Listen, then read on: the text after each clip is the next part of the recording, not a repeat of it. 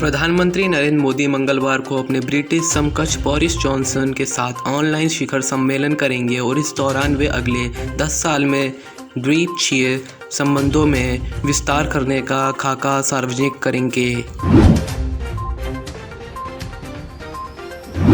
Corona virus के महाकहर से जूझ रहे भारत के लाखों लोगों के लिए विदेशों में रह रहे भारतीय उम्मीद की किरण बनकर उभरे हैं। सुंदर पिचाई, लक्ष्मी निवास मित्तल जैसे दिग्गज उद्योगपति हों या आम भारतीय मूल के लोग, हर व्यक्ति भारत के सांसों की डोर को थामने के लिए दिन रात एक किए हुए हैं। ये भारतीय न केवल भारतीयों की जान बचाने के लिए ऑक्सीजन कंसंट्रेटर जैसे चिकित्सा उपकरण भेज रहे हैं, बल्कि अपनी सरकारों पर दबाव डाल रहे हैं कि वे भारत की मदद के लिए आगे आए।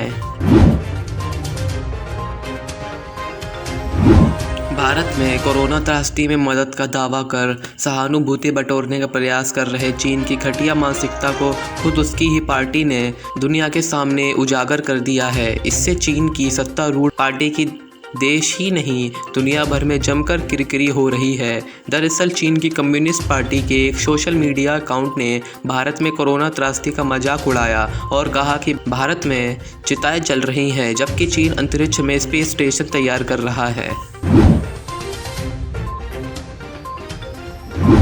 कोरोना की दूसरी लहर से जंग के बीच मुंबई में आईसीयू बेड की कमी देखी जा रही है। इस बीच हेल्थ एक्सपर्ट ने मुंबई में कोरोना की तीसरी लहर भी आने की आशंका जताई है। इसे देखते हुए बीएमसी आने वाले दिनों में विभिन्न अस्पतालों और कोविड सेंटरों में आईसीयू के 300 बेड और बढ़ाएगी। कोरोना को लेकर पूरे अप्रैल महीने में बुरी खबरें देश भर से सामने आई। हर दिन कोरोना मरीजों की संख्या पिछले दिन से अधिक रही। शनिवार को पहली बार कोरोना संक्रमितों की संख्या पिछले दिन के मुकाबले कम थी। देश में शनिवार कोरोना के 3,92,448 मामले सामने आए। यह संख्या पिछले दिन की संख्या से 95,000 के करीब कम थी। इस महीने में ऐसा पहली बार हुआ। कोरोना काल में डॉक्टर मरीजों के लिए देवदूत की भूमिका में हैं। अपने जान की परवाह किए बिना डॉक्टर दिन रात मरीजों की सेवा में लगे हुए हैं। ऐसे में होशंगाबाद जिले के एक डॉक्टर ने शानदार मिसाल पेश की है। केरल में लाखों रुपए महीने की नौकरी कर रहे होशंगाबाद के डॉक्टर ऋषि जॉर्ज अपने ज़िले की सेवा के लिए लौट आए हैं, क्योंकि होशंगाबाद जिले अस्पताल में कोई एमडी डॉक्टर नहीं है।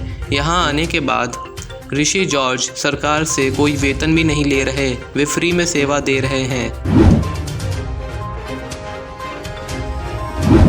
भाजपा और कांग्रेस ने रविवार को 13 राज्यों में हुए उपचुनावों में लगभग बराबर सीटें जीती या उन पर आगे चल रही है। आंध्र प्रदेश, कर्नाटक, केरल और तमिलनाडु के 4 लोकसभा क्षेत्रों में, जबकि 10 राज्यों के 12 विधानसभा क्षेत्रों में उपचुनाव कराए गए थे। कन्याकुमारी लोकसभा सीट और मलापुरम लोकसभा सीट पर 6 अप्रैल को उपचुनाव हुए थे, जबकि बाकी सभी लोकसभा और विधानसभा सीटों पर 17 अप्रैल को उपचुनाव हुए थे।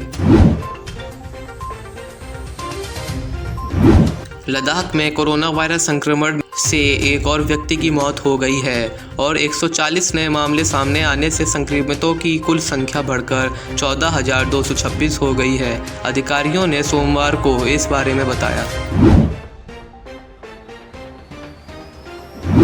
गोधरा कांड के बाद 2002 में हुए नरौदा पाटिया दंगा मामले के एक आरोपी की पैसे को लेकर हुए झगड़े के बाद 2 लोगों ने कथित रूप से हत्या कर दी। आरोपियों में से एक नाबालिग है।